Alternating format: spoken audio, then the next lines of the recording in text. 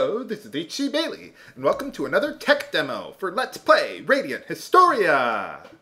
This time, I'm going to demonstrate a few different ways of arranging the screens for the video here, because a lot of people said that they didn't care for the raw source file here.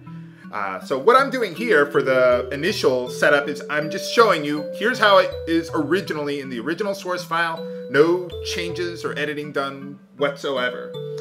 For this video, I am going to demonstrate how time travel works in a side quest, how you have to go between timelines or back and forth and so on. There may be some minor spoilers in this video, especially if you read all the text, but you know, no one dies or gets betrayed here. Now you see how there's that staircase going right up the middle there, where it was, you know, disjointed like that? That's because when you're playing on the original DS, it expects the two screens there to be a gap in there, which there isn't.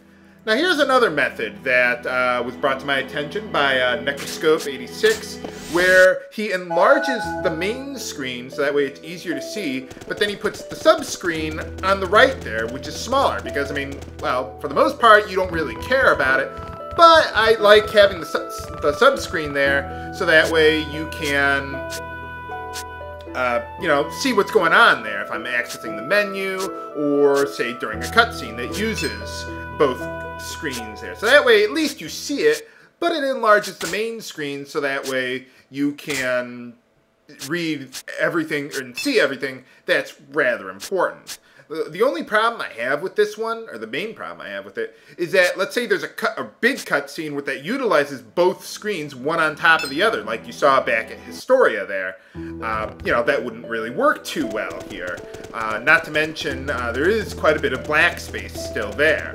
I've recorded this video in full screen, or widescreen, just so you know. Now here's another method that I think I do like, also made by GreenALink, another guy, who, it's basically similar to the way Necroscope made his videos, except you have the two screens on the right there.